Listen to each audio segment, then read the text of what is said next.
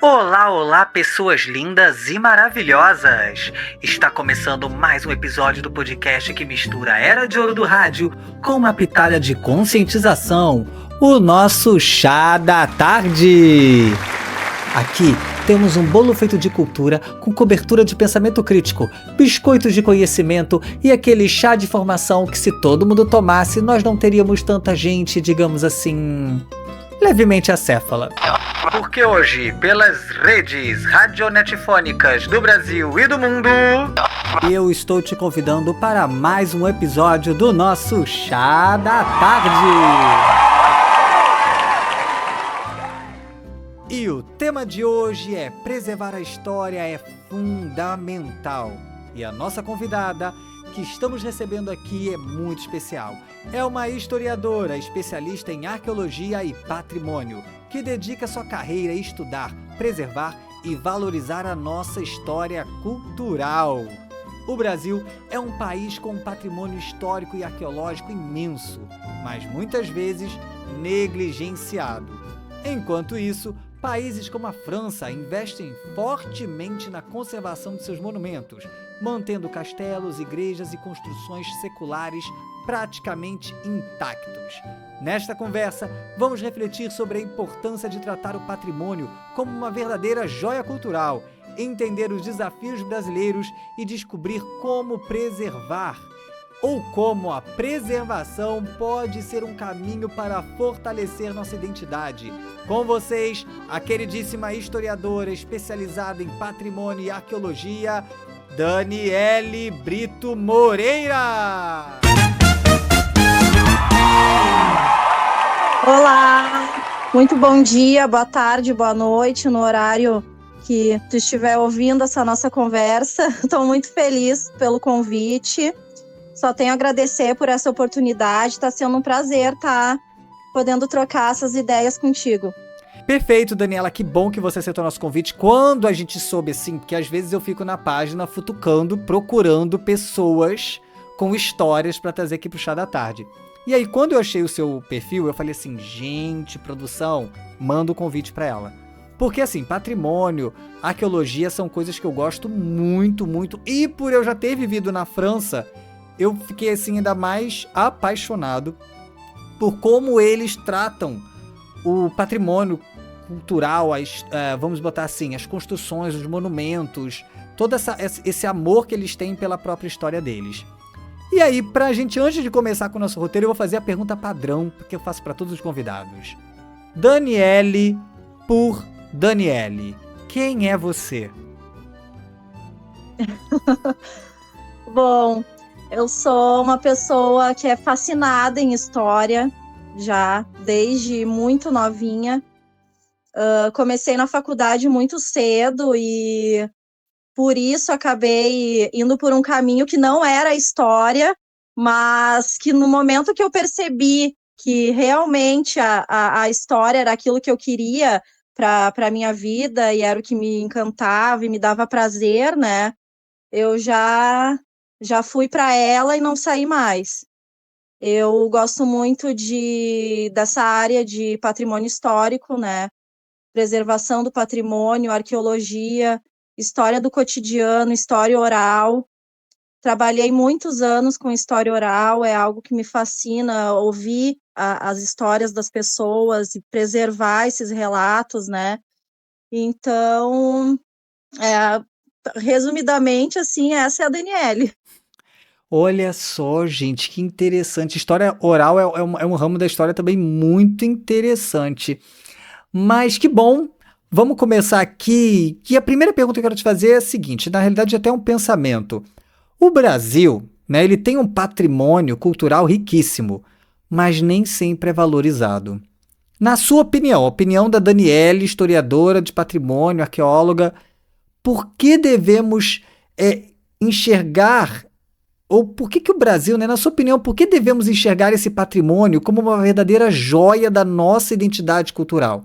Só fazendo um pequeno, vamos botar assim, um pequeno ponto a ponto, quando eu morei na França, eu via como os franceses, eles lutam pela identidade deles. sabe? Do menor, das portas antiquíssimas que tem em um bairro, vamos botar assim, num bairro parisiense que tem portas do século XVII. Que eles mantêm aquelas portas até hoje, né?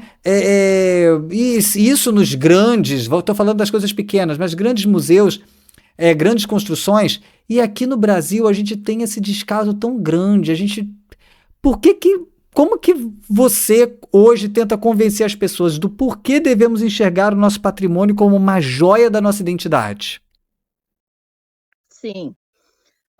Primeiro, assim, bem rapidinho, né? Patrimônio histórico é tudo aquilo que representa a história, a memória, a identidade de uma sociedade, né? Identidade é aquilo que define a gente como indivíduo, como grupo, né? Pode ser prédios, pode ser imóveis, móveis, né? Pode ser uma festa popular, pode ser uma tradição, uma obra de arte, pode ser até mesmo um saber transmitido de geração em geração, né? Olha que No Brasil, interessante.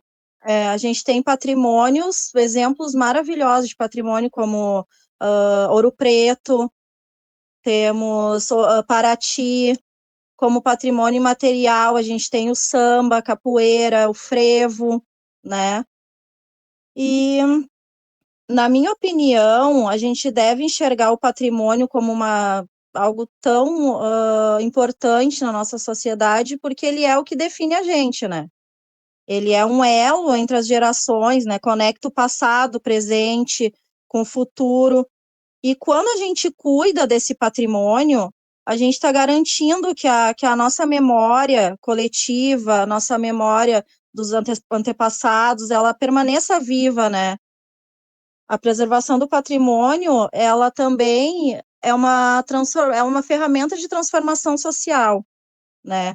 Porque as comunidades que preservam seu patrimônio, elas estão fortalecendo também a autoestima dos indivíduos, né? E socialmente falando, está fortalecendo o turismo também, a economia daquele local. Gente, que interessante.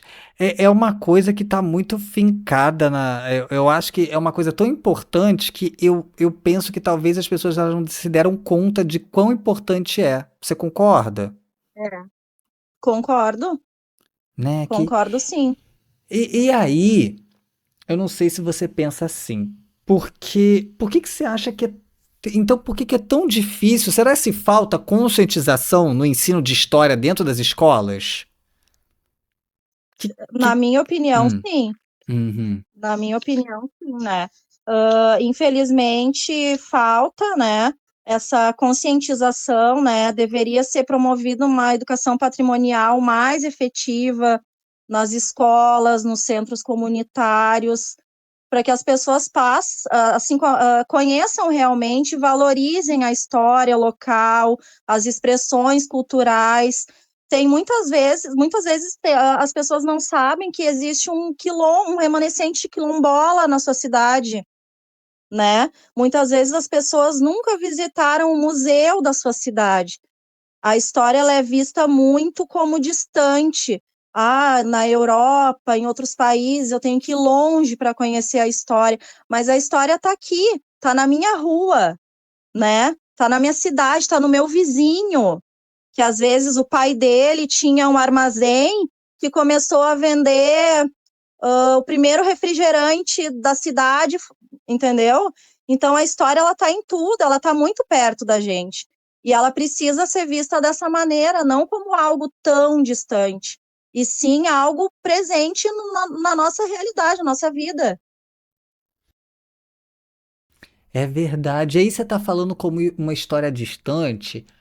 Eu vou encaixar aqui já entrando, né, numa segunda pergunta, porque assim, eu falo do que eu tenho conhecimento e eu sempre às vezes dou uma voltinha aqui, vou na França dos meus comentários, porque países como a França conseguem manter suas construções históricas em ótimo estado há séculos. Você vê, não sei se você já teve a oportunidade, Versalhes, que é o meu xodó. Eu sou apaixonado por Versalhes, foi meu Luís XIV foi meu tema de pesquisa. E assim, eles conseguem manter esse estado há séculos. E quais lições que você, como especialista nessa área, quais lições o Brasil poderia aprender com esse modelo europeu de preservação? Porque, olha só, eu vou te falar uma coisa que esses dias eu descobri. A região serrana restaurou um casarão na cidade de Vassouras, né? Barão de Vassouras, na região da serrana do Rio de Janeiro. E assim, sabe, o que que eu percebi? Que demorou anos, mas assim, muito tempo para esse casarão que sofreu, acho que, incêndio, N situações.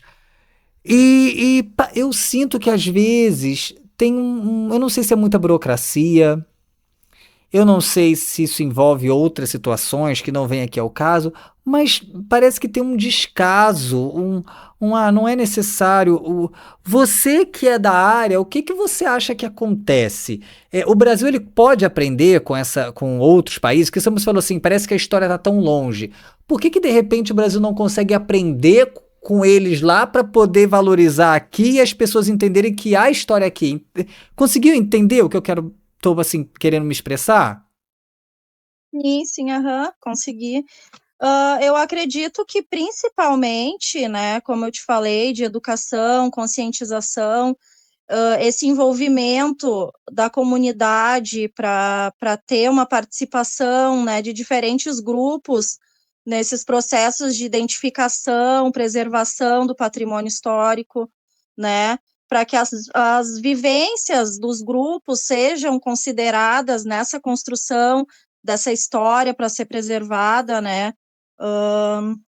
a valorização do patrimônio material também, que é muito importante, ele acaba muitas vezes se perdendo, né, com esse passar dos anos, né, mas com certeza a legislação, né, política de manutenção preventiva é algo que a gente precisa muito, não só a legislação para restauração emergencial desses bens. A primeira lei de proteção ao patrimônio histórico da França, ela é do século XIX. Ela é de 1887, se eu não me engano, Uhum. né?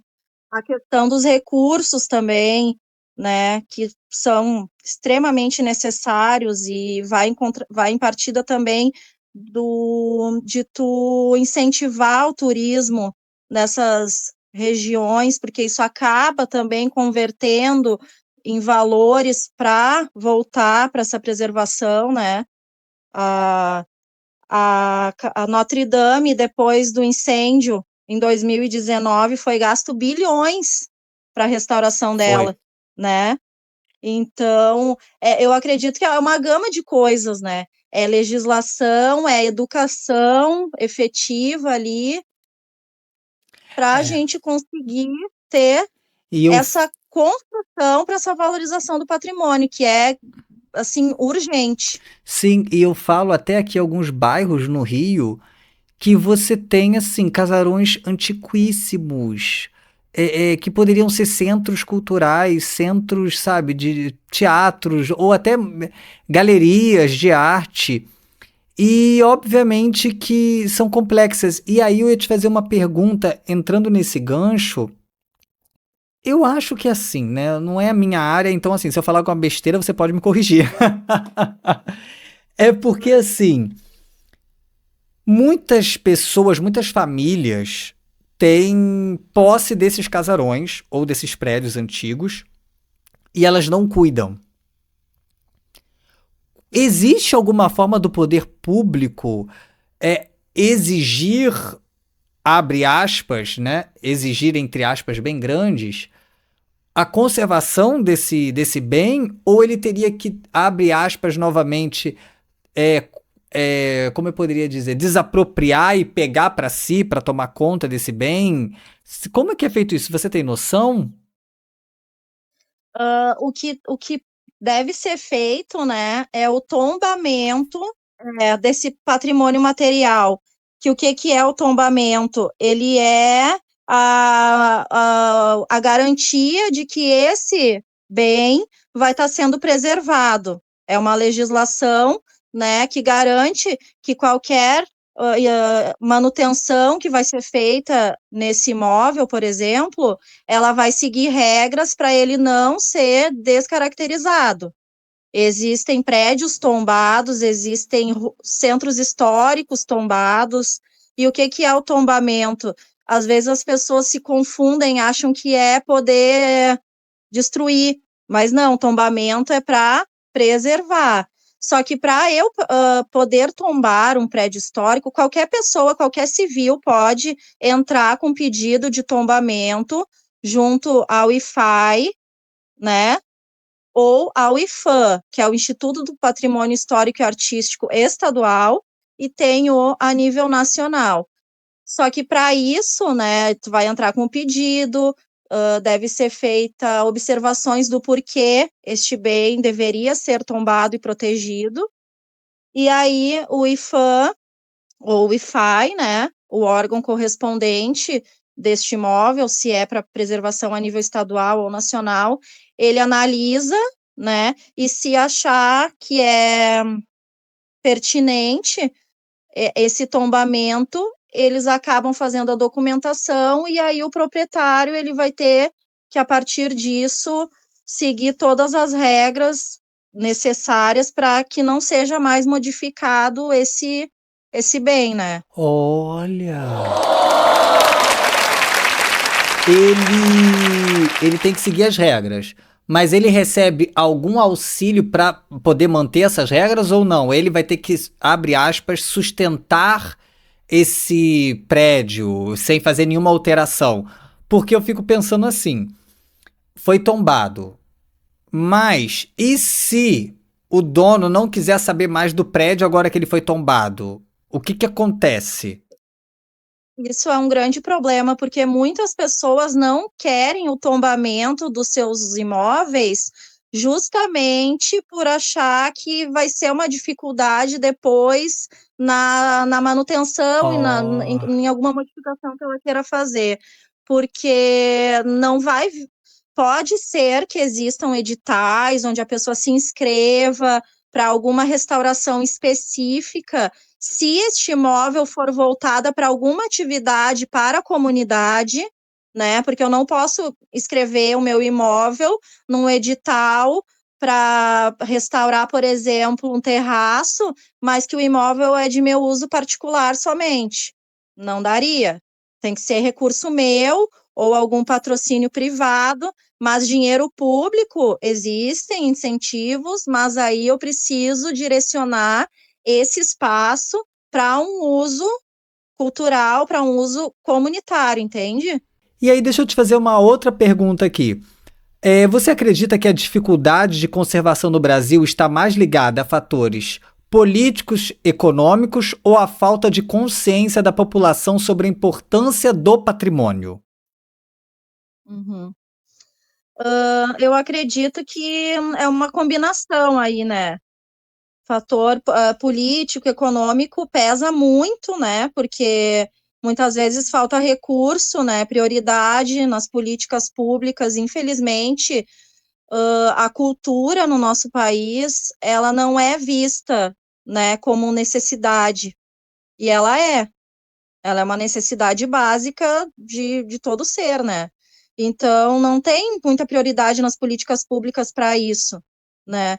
E a questão da consciência também, se a população não valoriza, o poder público ele tem a tendência a negligenciar, né? Então, por isso que a educação patrimonial ela é fundamental, porque a gente só preserva, a gente só quer cuidar aquilo que a gente considera ou reconhece como importante, né? Entendi, é. E é que eu falo, né? O ensino é a chave de tudo, né? E É, quando você não tem conhecimento da sua história, você. é. Ah, é muito complexo, né? É muito difícil. É. Mas. E a gente Ah, começa, pode falar. e a gente começa lá no início, né? Por exemplo, se eu vou ensinar história local ali nas séries iniciais, terceiro, quarto ano do fundamental, eu não posso só chegar para as crianças e dizer, ó, não, eu tenho que trazer a realidade, humanizar essa história, contar como que esse espaço começou a ser ocupado, quem eram os diferentes grupos que passaram a transformar esse lugar, por que a praça do centro da cidade tem 200 anos? Ah, é porque ali as pessoas começavam a se reunir para vender os seus produtos e assim a praça foi surgindo. Humanizar essa história, né? Mostrar, trazer para perto. E assim, a valorização, ela devagarzinho, ela vai acontecendo. E principalmente, Daniele, que eu acho fantástico, é você humanizar para que a pessoa possa se identificar com a história, É, né? É você falar, olha, você sabia, por exemplo, que a sua avó, recentemente, a minha avó ganhou uma rua com o nome dela. E ela foi professora. Sim, ela foi professora durante muito tempo numa cidade da região serrana e muito religiosa também. Fazia vários trabalhos sociais com a igreja católica. E a rua que agora sobe para a igreja tem o nome dela, entende? E sim, assim, por que tem o nome dela? Por que essa rua, essa travessa, né, a subida da igreja se chama Déia de Farias Barros? Por quê? Isso é você tentar humanizar o porquê disso, porque essa senhora, por que a escola tem esse nome? Por que o colégio tem esse nome?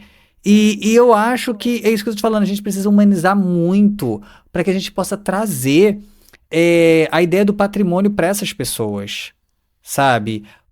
Para essas pessoas que eu digo para todo mundo, para quem não tem conhecimento. Porque é bem ilógico e às vezes aí surge as fake news, surge vertentes históricas que não tem nada a ver uma coisa com a outra. Enfim, é. o conhecimento é muito importante, gente. E assim, né, deixa eu ver aqui mais uma pergunta aqui das várias perguntas que nós temos hoje. Do ponto de vista arqueológico, ainda temos muitas descobertas a serem feitas no Brasil? Você que gosta da arqueologia, você acha que a gente ainda tem muita coisa para descobrir? Sabe? E que tipo de achado, na sua opinião, poderia transformar a maneira como compreendemos nossa própria história? Por que eu estou te fazendo essa pergunta? Porque eu acho que o brasileiro, às vezes, ele tem aquela. Como a gente é uma mistura muito grande de muitos povos, É. Uhum. nativos, nativos, cativos, né, trazidos à força para cá, e europeus também.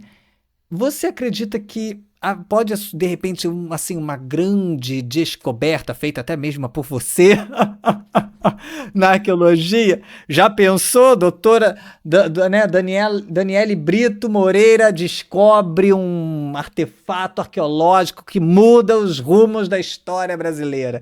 Você acha que existe alguma oportunidade? A arqueologia Tá, hoje.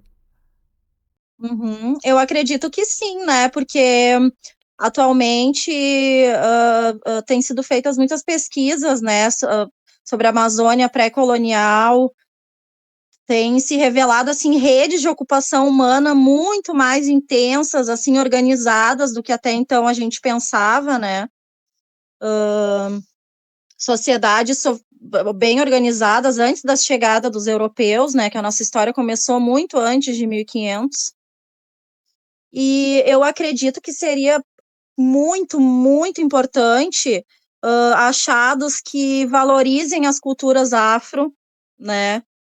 Como ocupação de quilombos, né, onde a gente consiga revelar práticas de resistência, adaptação cultural, né, porque os povos africanos eles tiveram uma participação fundamental na formação do Brasil e infelizmente a visibilidade né, desse povo ela foi muito apagada, foi silenciada, é uma memória que vem sendo reconstruída e recontada, mas ainda a gente tem um bom caminho aí para tentar, pelo menos um pouco, amenizar esse apagar que existiu, né, durante tantos séculos, né?